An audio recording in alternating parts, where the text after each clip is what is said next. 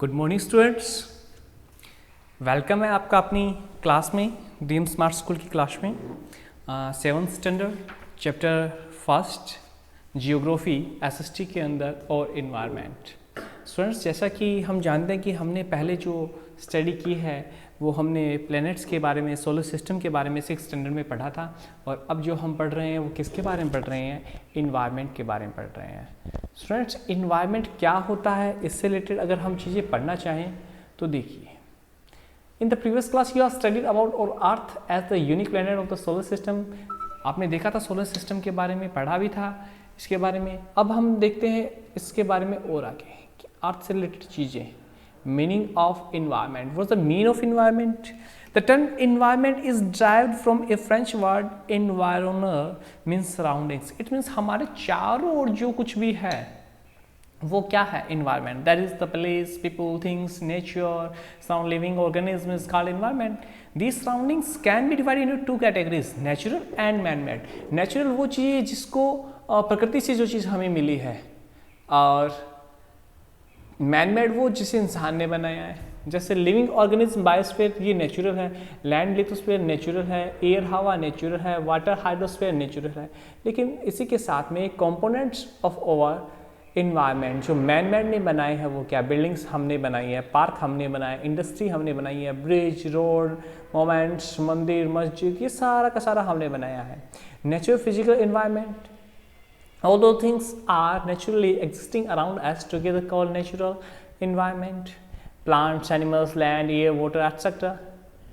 अब इनको दो भागों में बांटा गया है, divided into biotic and abiotic. Biotic मतलब जीव, अबायोटिक अजीव, जिसमें जीवित है, लाइफ लिविंग है, उसके लिए हमने क्या कहा? बायोटिक। जो लिविंग नहीं है उसके लिए अबायोटिक हमने कहा।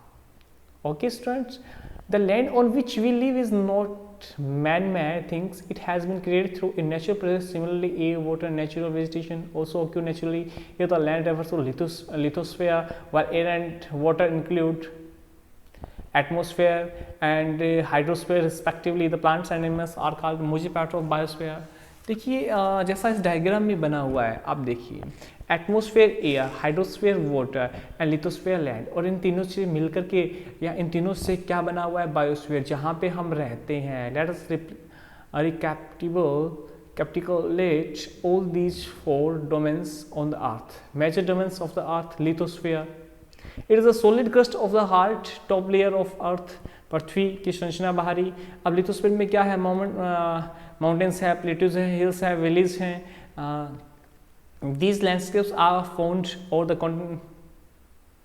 continents and ocean floors. The lithosphere is made of various rocks and minerals. The lithosphere is covered with a thin layer of soil. मिट्टी के परत से यह बना हुआ है। The soil helps to grow different types of plants. देखिए, मिट्टी के अंदर, पहाड़ों के ऊपर तो खेती कम होती है, मिट्टी अच्छी होगी, उपजाऊ होगी, फर्टाइल होगी, वहीं पे खेती ज़्यादा होगी।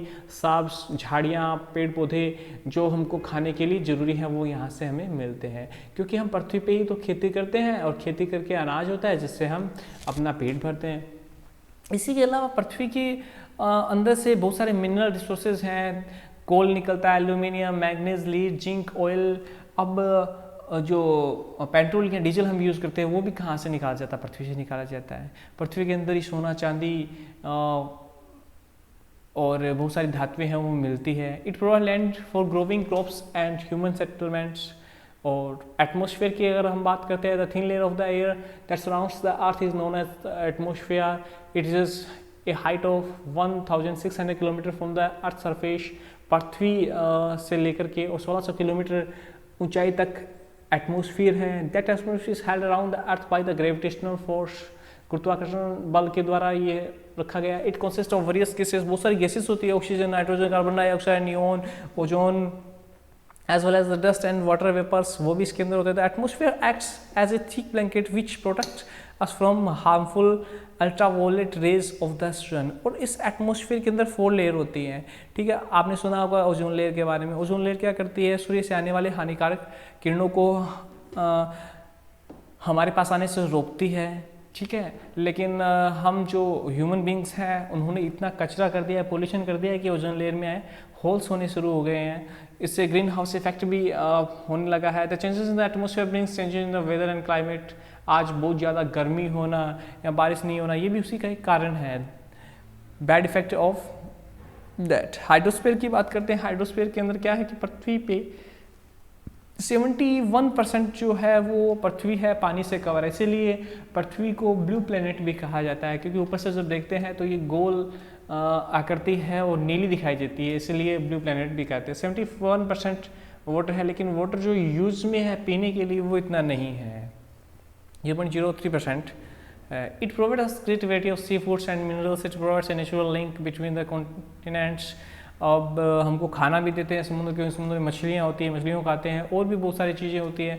हीरे पल्स हैं वो समुद्र में मिलते हैं। समुद्र के अंदर नीचे अगर और ज़्यादा डीप में जाएँ तो बहुत सारी गैसेस भी होती हैं। It is also use transport by the people. जहाज़ों के द्वारा, ट्रांसपोर्ट के द्वारा सामान भी इधर से उधर लाया जाता है। Environmental hazard. इन्वायरमेंटल हेजार्ड क्या होता है? इन्वायरमेंटल हेजार्ड वो होते हैं कि भूकंप आ गया कहीं पे, तो किसी इंसान ने तो नहीं लाया वो भूकंप, किसकी वजह से आ गया? इन्वायरमेंट के। Earthquake, landslide, volcano, floods, draft, cyclone, tsunami. Tsunami you know very well, tsunami कितना नुकसान हुआ था 2000 में, और गुजरात में आया था भूकंप, तो इनसे नुकसान होता है। अभी भी हम सुनते हैं जापान भूकंपों का देश कहा जाता है, जिसे सबसे ज़्यादा क्वेक आते हैं वहाँ पे। इसी वजह से वहाँ पे जो मकान है वो काठ लकड़ी से बनाए जाते हैं ज़्यादा। Biosphere, it means the living world. It consists all form of life such as plants, animals, human beings, etc. Biosphere is a narrow zone of the earth where land, water and air interact with each other to support life. Biosphere जहाँ पे पृथ्वी, पानी और जमीन तीनों एक दूसरे से जुड़े रहते हैं, जहाँ पे जीवन संभव है। यह समुद्र से और 11 किलोमीटर की ऊंचाई, it extends from the less than 11 kilometer below sea level of the troposphere. It provides us with favorable conditions for life, जीवन जीने के लिए, और फिर सही जगह है ये। Both of the biotic and abiotic environment are interdependent and provide a variety of food and raw materials. An ecosystem is a system formed by the interaction of all living organisms with each other and with the environment through transfer of energy and material. देखो ecosystem अगर हम समझना चाहे तो इस diagram में हम देखते हैं अच्छे से, ठीक है।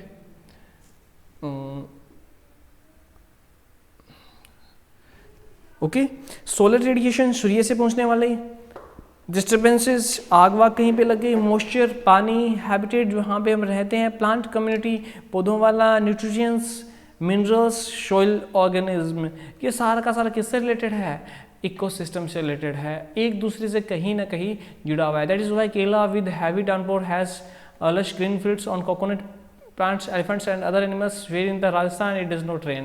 राजस्थान में पानी कम होता है, जबकि केरला में बारिश होती है, ग्रीनरी ज़्यादा है, हाथी वहाँ पे ज़्यादा रहते हैं। तो जहाँ पे कम पानी होगा वहाँ पे कम पानी वाली फसलें होगी, जहाँ पे ज़्यादा पानी होगा वहाँ पे ज़्यादा पानी में उगने वाली फसलें होंगी। Okay, we know well that plants and animals depends on each other. Plants और एनिमल्स हैं वो एक दूसरे के ऊपर डिपेंड है ही हैं। ऐसा नहीं है कि प्लांट्स अपना काम कर लेंगे और एनिमल्स कुछ नहीं है, क्योंकि एनिमल्स हैं वो प्लांट्स को खाते हैं, ठीक है, और फिर एनिमल्स है वो प्लांट्स को उगने में भी सहायक है। मान लीजिए कि एक गोट है, बकरी है, और वह कहीं घास में बैठी है तो उसके शरीर के ऊपर कांटे लग जाते हैं, दूसरी जगह पे जाती है, वो अपने शरीर को किसी पेड़ से रगड़ती है, वो कांटे वहाँ पे नीचे गिर जाते हैं, और वो जैसे ही थोड़ी बारिश आती है वो कांटे वहाँ पे ग्रो करना शुरू कर देते हैं। तो ये एक दूसरे की हेल्प भी करते हैं। या फिर गाय, भैंस या जानवर है, उनका जो गोबर होता है वो प्लांट्स के लिए एक अच्छी खाद के रूप में काम में आता है। तो सिमिलरली एक दूसरे की हेल्प करते ही करते हैं। Plants provide oxygen to animals to breathe in. This keeps the environment clean and provides shelter to animals. On the other hand, animals provide carbon dioxide, which plants use for making their food. Similarly, dead and decaying animals provide nutrition for plants to grow.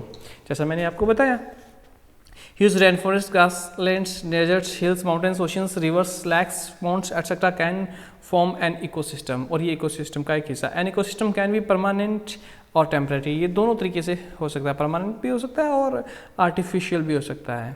ठीक है, natural और artificial भी होता है. Okay. 5 June is considered as the world environment day. विश्व पर्यावरण दिवस 5 जून को मनाया जाता है. ठीक है. It is the day that stimulates awareness of the environment के बारे में बताने के लिए. Man made human environment. This includes changes the modification of the natural environment made by the human beings. It shows the activities, creations and interactions among human beings. We find that not everything around us is the gift of God and gift of nature. हमारे चारों तरफ जो है सारा का सारा हमको nature से गिफ्ट के रूप में नहीं मिला है. कुछ चीज़ें हमने बनाई भी है, होम मेड भी है. हमने क्या बनाया है? हमने बिल्डिंग्स बनाई हैं, सड़कें बनाई हैं, पुल बनाए हैं, पार्क बनाए, industry, furniture, books, mobile, technology, ये सारा का सारा किसने बनाया है? ह्यूमन ने बनाया है. तो ये ह्यूमन मेड इन्वायरमेंट कहलाता है. Human beings and environment. लेकिन ह्यूमन क्या कर रहा है? धीरे धीरे ह्यूमन है इन्वायरमेंट को खराब भी कर रहा है. Human beings modify natural environment to satisfy their needs. Natural environment का यूज कर रहा है अपनी नीड्स के लिए. For example, they make cars, mills, factories and manufacture many products. In this way our environment is changing at an increasing rate. और धीरे धीरे हमारा जो इन्वायरमेंट है वो बदल रहा है. Early humans adapted themselves to their natural surroundings. They lead a very simple life and fulfilled their needs from natural surroundings. पहले क्या होते थे? पहले के जो लोग होते थे वो नेचर से अपना घर चलाते थे, कम उसका यूज़ करते थे, नेचर पे ज़्यादा डिपेंड थे. लेकिन धीरे धीरे ऐसा नहीं है. With the passage of time needs grew and become more varied. People started to live a settled life. Barter system emerged. Trade and commerce, व्यापार होने लगा, लोग विकसित होने लगे, इंडस्ट्रियाँ ज़्यादा होने लगी. So people began to explore natural resource and alarming rate. इसलिए लोगों ने क्या किया कि वो नेचुरल रिसोर्स को एक्सप्लोर करने लगे, बर्बाद करने लगे.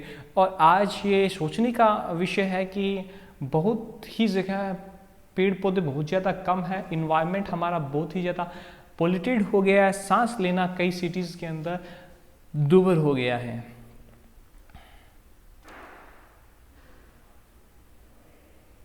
Burning of fossil fuels, petroleum, gas, coal in motor vehicles and industries have resulted in the rising the mean temperature of the earth. This is known as global warming. इससे global warming भी बढ़ रही है.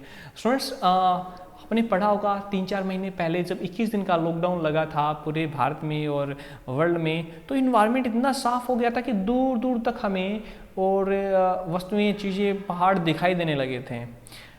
सबसे ज़्यादा और शुद्ध हवा, शुद्ध गैस है वो पिछले 30 सालों से हमें इस दौरान देखने को मिली थी.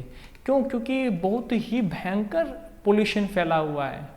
किस वजह से? हम ज़्यादा यूज़ करने लगे हैं फॉसिल्स ईंधन का और पेड़ पौधे कम उगा रहे हैं, इस वजह से. Humans should be aware of their duty to maintain the environment stability and balance. ये इंसान का काम है कि वो इसे मेंटेन करे, बनाए रखे. They must learn to live and use their environment in a judicious way. और ये बहुत ही ज़्यादा ज़रूरी है कि वो यूज है अच्छे तरीके से करे. They must learn to live. किस तरीके से जिया जाता है, किस तरीके से यूज़ किया जाता है, इम्पोर्टेंट फैक्ट है ये. Okay student, have a good day. आपको स्टूडेंट्स हमेशा ये इंपॉर्टेंट वर्ड्स और इम्पोर्टेंट पॉइंट्स हैं ये अपनी नोटबुक में करने चाहिए. 10 नंबर पेज पे जो है वो आपको हमेशा ही करने चाहिए. अगर आप ये करते हैं टाइम टू टाइम तो ये इंपॉर्टेंट नोट्स हैं आपके लिए और हेल्पफुल रहेंगे. Thank you.